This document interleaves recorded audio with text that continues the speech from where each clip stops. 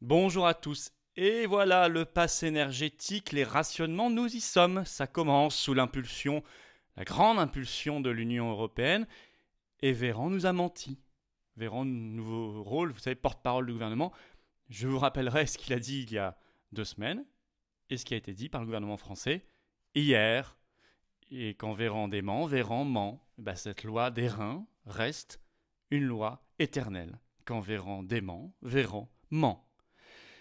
En tout cas, nous allons parler de cette affaire, c'est extrêmement important. Je crois que ça va être la grande affaire de l'automne et de l'hiver prochain qui justifie largement le rendez-vous de la résistance que nous organisons ce samedi 3 septembre, rendez-vous 14h Paris, place de la Bourse, pour un très grand cortège qui d'ailleurs verra beaucoup de personnalités. Beaucoup m'ont déjà dit oui, qu'elles seraient là. J'ai lancé les invitations, nous avons lancé les invitations, en plus d'inviter tous les députés d'opposition. Bref, organisez-vous, ça va être un très très très grand moment. On va vous mettre sous la vidéo en description un lien vers une page Facebook de covoiturage en France. Et vous pourrez plus facilement encore vous organiser, mais contacter aussi votre référent départemental. Voilà. Faites circuler cette information, c'est très important, surtout aujourd'hui, les rationnements énergétiques, notamment en vous abonnant, si vous voulez bien, à cette chaîne YouTube. Un dixième de seconde, c'est un petit clic sous le bouton en dessous s'abonner, c'est évidemment gratuit. Merci d'avance à ceux qui se sont récemment abonnés, à ceux qui vont le faire aujourd'hui, dans les secondes et les minutes qui viennent. C'est grâce à vous, avec vous, que ces vidéos circulent plus fortement et touchent du monde et réinforment. C'est important pour faire monter en puissance la résistance. La résistance, c'est aussi ça. Vous savez, il y a une différence entre l'opposition, qui barbote souvent avec le gouvernement, et la résistance, qui est beaucoup plus sérieuse. Nous, c'est la résistance. Voilà, nous, c'est la résistance, on va sur le fond du sujet, on travaille pour nous et les générations qui viennent, pour notre beau pays éternel, libre, indépendant, qu'on veut, souverain, et pour nos libertés, et pour une vision de l'homme et de la femme, une dignité humaine. Voilà, c'est tout cela, nos valeurs. Et donc, j'ai besoin de vous, j'ai besoin que vous soyez à mes côtés, j'ai besoin d'être à vos côtés. Le lien pour adhérer ou reprendre votre adhésion annuelle, pensez à réadhérer si vous avez adhéré l'été dernier, il y a eu beaucoup de monde qui a adhéré à l'été 2021 et ça dure 1 an. Adhésion, réadhésion, c'est le même lien. Il est sous la vidéo en description, il est également en commentaire épinglé dans les dernières secondes de la vidéo en cliquant directement sur un lien sur votre écran. Sous la vidéo en description, vous trouverez un deuxième lien juste en dessous pour faire un don de soutien aux patriotes. Ça permet de financer tout ce qu'on va faire, tout ce qu'on a fait, sans aucune aide publique, sans financement bancaire.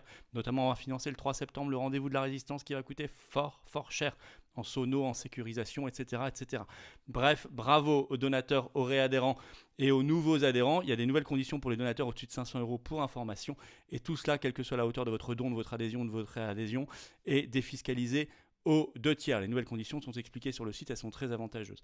Bravo en tout cas à vous tous et bravo aux donateurs, aux réadhérents et bienvenue aux nouveaux adhérents patriotes qui sont des résistants. Alors les rationnements d'énergie commencent sous l'impulsion de l'Union européenne. Ça y est, elle l'a annoncé elle-même. On le sait par une dépêche de l'agence France Presse, l'AFP de ce 5 août, je cite le titre, l'Union européenne va commencer à économiser son gaz la semaine prochaine, c'est-à-dire dès le 8 août. Et en fait, c'est une annonce qui a été faite ce 5 août par la nouvelle présidence tchèque depuis le 1er juillet du Conseil de l'Union européenne, issue de l'accord négocié par la Commission européenne qui avait été annoncé le 26 juillet dernier. Tout le monde était dans cet accord, sauf, souvenez-vous, dans les 27 pays, la Hongrie qui a dit non, et elle a eu bien raison de dire non. Alors, que prévoit cet accord? Je le rappelle que chaque pays, je cite, doit faire tout son possible pour réduire entre août 2022 et mars 2023 sa consommation de gaz d'au moins 15% par rapport à la moyenne des 5 dernières années sur la même période, avec un mécanisme qui devient, je cite, contraignant s'il y a, je cite, un risque de grave pénurie. Donc il y a bien une possibilité que ce soit contraignant. Et pourquoi on fait ça? Parce qu'on a fait des sanctions anti-russes. Et qu'au départ, il y a quelques mois, souvenez-vous, on disait on veut un embargo sur le gaz russe, le pétrole, le charbon. Aujourd'hui, on est victime de Poutine qui nous coupe le gaz russe. Enfin, c'est nous qui l'avons voulu. Enfin, c'est l'Union européenne qui l'a voulu pour nous. Donc là, il y a inversion accusatoire. En tout cas, on en est dans cette situation catastrophique aujourd'hui. Et d'ailleurs, ce 1er août, dans le journal espagnol El Mundo, la présidente de la Commission européenne, Ursula von der Leyen, a dit, je cite, « Nous devons nous préparer au pire ». C'est-à-dire qu'elle fait monter la pression pour pouvoir justifier les contraintes, évidemment. Je rappelle quand même que c'est une hypocrisie totale, puisque qui a créé le pire? par des sanctions anti-russes contre-productives? Qui a créé le pire par un système européen de l'électricité dramatique, notamment pour nous Français? Qui a créé le pire par ces directives européennes de libéralisation et donc de casse de l'énergie et du service public, si ce n'est elle et son système? Le gouvernement français embraye, et c'est là que vous allez voir que Véran a menti. Et on le sait par un long article du Monde qui est sorti ce 6 août, qui est en ligne, et qui annonce ceci, je cite, l'exécutif n'exclut pas des mesures coercitives pour obtenir une réduction de la consommation des institutions, des entreprises et des particuliers. Avec notamment, on prévoit tout cet automne et tout cet hiver en France, une dramatisation sur le modèle du Covid. Et ça, je vous l'avais annoncé dans les vidéos précédentes ces dernières semaines. Ils vont copier le Covid, bien évidemment. Et c'est ce qu'écrit Le Monde dans cet article du 6 août. Je vous cite l'article. Verra-t-on cet hiver Agnès Pannier-Runacher, la ministre de la Transition énergétique, faire un point régulièrement à la télévision, comme son homologue à la santé l'avait fait pendant la pandémie de Covid-19 ? L'idée, soufflée par certains experts de l'énergie qui plaident pour une sensibilisation du grand public, pourrait faire son chemin. C'est une piste parmi d'autres, souligne-t-on dans l'entourage de la ministre, qui ne veut cependant pas affoler les foules avant la rentrée.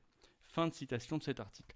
Donc on va avoir sur le modèle de Salomon ou Véran, la ministre de la Transition énergétique qui viendra nous faire un point rationnement énergétique tous les soirs à la télé, manifestement. Ça, c'est de la com pour faire peur. Comme le Covid. Et Le Monde précise dans le même article que selon le cabinet de la ministre, donc Agnès Pannier-Runacher, je cite, « Le plan concocté par le gouvernement s'annonce graduel, comprenant plusieurs points d'étape selon l'urgence de la situation. » Je cite toujours, « Dans les cas où ce scénario ne devrait pas suffire et que le gaz venait à manquer dans les tuyaux, des mesures plus coercitives sont à l'étude, comme le rationnement et les coupures. » C'est écrit, vous êtes prévenus, on est tous prévenus. Moi, je l'annonce depuis des mois. Et c'est là que Véran a menti.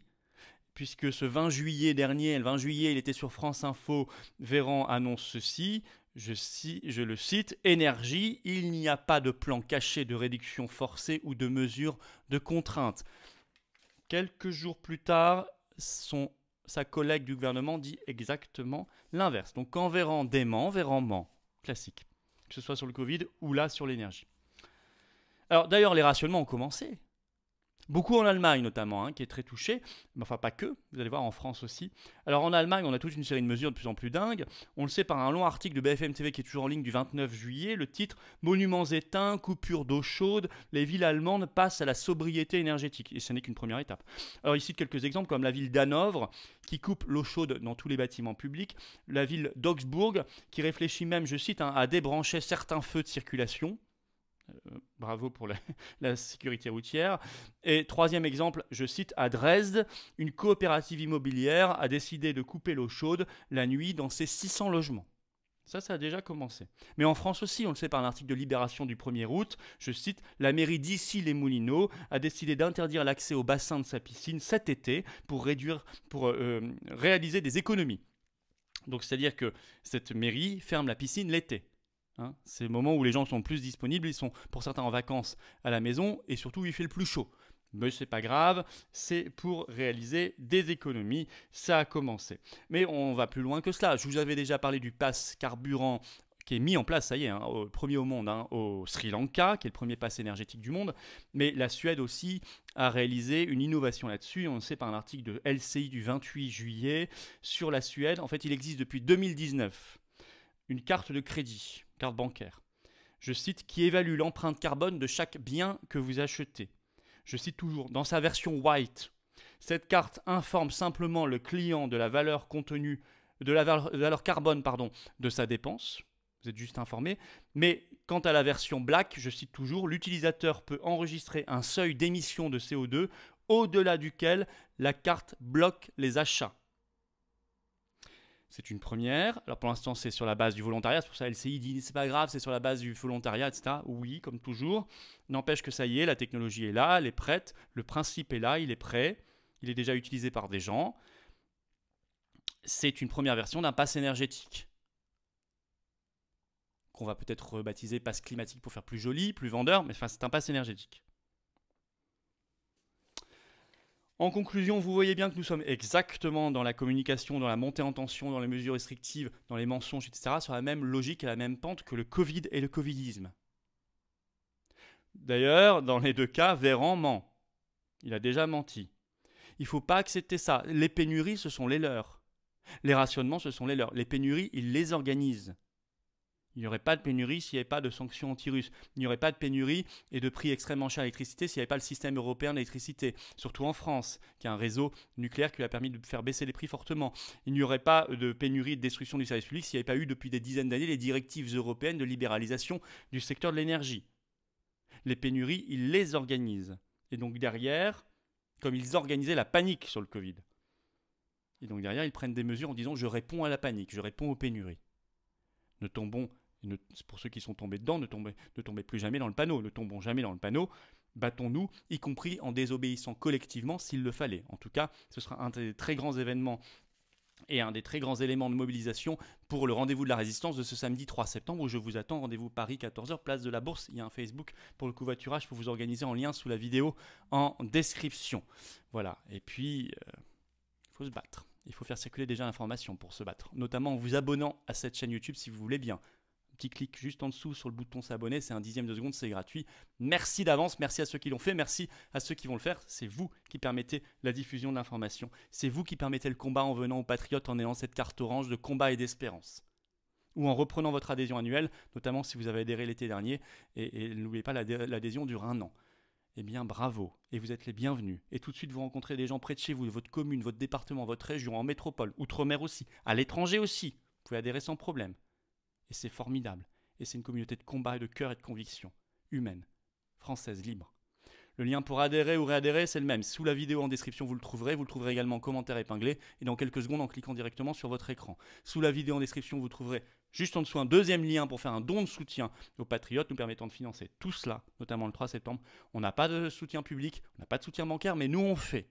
D'autres ont des millions, mais ils font rien. Alors je ne sais pas ce qu'ils font avec les millions. Nous on fait. Et on n'a que vous. Au-dessus de 500 €, les dons, il y a de nouveaux avantages. Allez voir sur le site des Patriotes. Je pense que c'est intéressant. Dans tous les cas, quelle que soit la hauteur du don, de l'adhésion ou de la réadhésion, vous avez une défiscalisation de 2/3. Intéressant. Pensez-y. Bravo en tout cas aux réadhérents et aux donateurs. Bienvenue aux nouveaux Patriotes résistants et vive la France.